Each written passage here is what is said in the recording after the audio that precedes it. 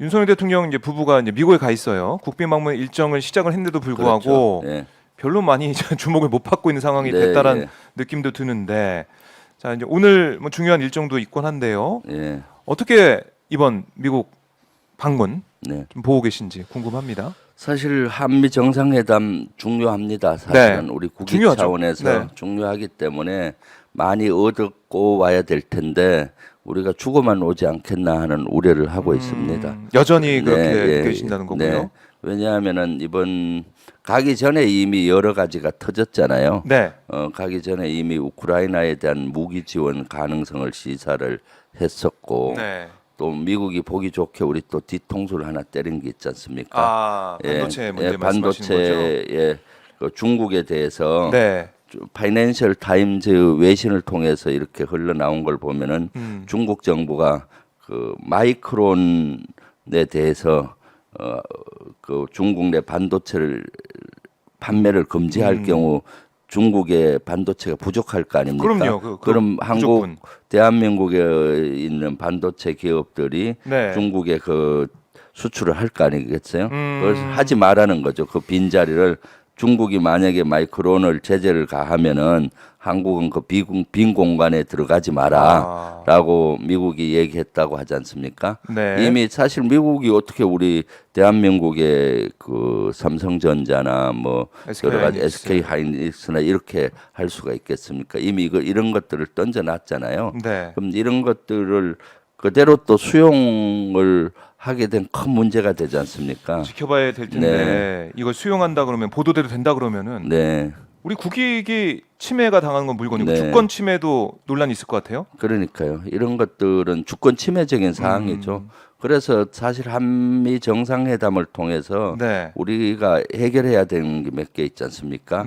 그런 해결은 못하고 또 주기만 하고 받지 못할 것 같아요. 해결해야 되는 문제는 일단 첫 번째가 미국이 우리 대통령실에 대한 도청 정황, 거기에 대한 사과, 재발 그 확인, 재발 방지를 받아야 되는 그 것이고 내용이 있을지 정상회담에서. 예, 그렇죠. 그리고 우크라이나에 대한 살상 무기 지원을 하지 않는다라고 못을 박는 문제, 이 문제는 대단히 중요한 거거든요.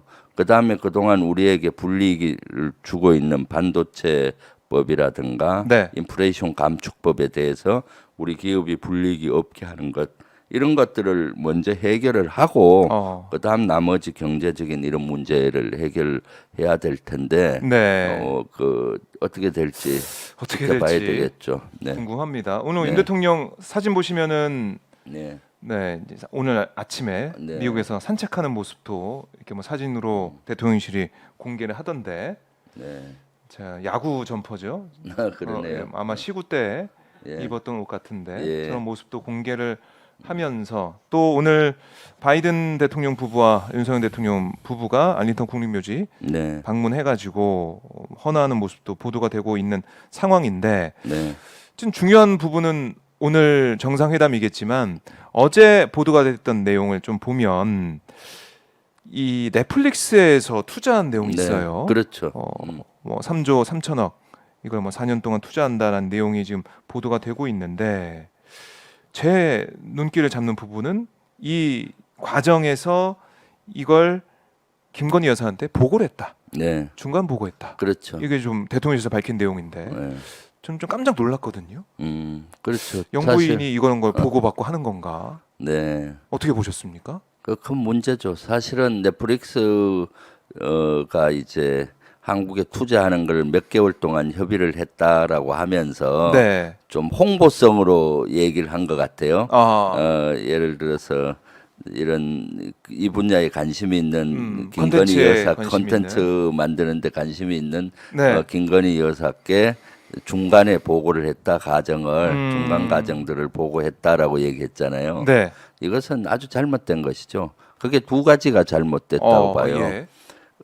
가정상에서 보고받는 계통들이 있잖아요. 그렇죠. 보고는 예를 들어 넷플릭스나 이런 경우는 가방이라 그 가기부라든가 문체 부다든가 이런 소감 업무지 않습니까? 그리고 네. 대통령실에서 또 그런 부서들이 있는 거, 그런 부서의 라인에 통해서 대통령께 보고를 되는데 보고 라인에 있는 사람은 책임이 따르는 겁니다. 네. 보고 라인에 있는 사람은 그냥 보고 받고 끝나는 게 아니고 끝나는 게 아니라 보고 받는 라인 사람들은 보고와 책임이 같이 따르는 거예요. 보고 받는 권한도 있으면은 네. 권한과 책임은 한 단어입니다. 근데 그렇군요. 김건희 여사가 보고 받는다. 네. 거기에 대한 일체 권한이 없잖아요. 거기에 그것이 잘못됐다든가 그럴 때 그거 뭐 책임을 질 질 입장이 못 되지 않습니까? 권한이 없으니까. 예, 권한도 없고 네. 그리고 또 두 번째는 보고만 받았겠습니까? 보고 받을 때 뭐 이건 이렇게 하라 저렇게 하라 지시했을 가능성을 배제할 수가 없겠죠. 네. 그리고 본인의 의견을 내면서 본인의 의견을 낼 가능성이 많죠. 이 분야에 관심이 많은 분이니까. 그렇죠. 이제 보고 받으면 어떻게 진행되고 있습니다. 이렇게 보고하면은 이건 이렇게 하는 이렇게 게 하세요. 좋겠다.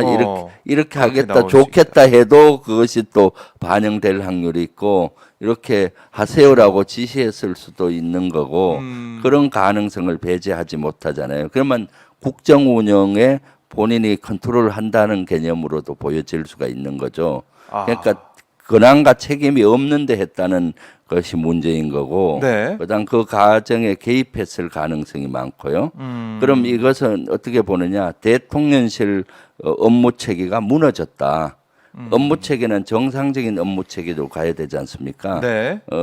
그렇게 하는데도 불구하고 이런 무너졌다고 보여지기 때문에 대통령실 업무 체계가 참 걱정이죠. 네. 그러니까 이런 논란이 한두 번이 아니잖아요, 사실. 네, 예. 저번에 베트남 관련해 가지고 네. 비자 문제 네. 이런 얘기도 있었고 그다음에 개식용 문제 네, 관련해서도 그렇죠. 이번 네. 정부에서 뭐 해결하겠다 네. 금지를 그런 얘기도 했었고 그러니까 계속해서 정책적인 얘기를 한다라는 네. 논란이 있었는데 이번에는 아예 이제 보고 받았다는 걸 대통령실이 확인해 줬으니까 그러니까요. 그럼 김건희 여사가 관심 있는 분야는 계속 중간에 보고받고 결심 받아야 되는 것처럼 보이잖아요. 개입 문제 그럼 그 분야에 네네. 그 부처나 대통령실에서 보고하고 또 지침을 받거나 그런 네. 형태가 될 거고 그건 국정 개입이죠 사실은. 또 국정 개입이다. 국정 개입이죠 당연히. 네. 이런 일은 있어서는 안 됩니다.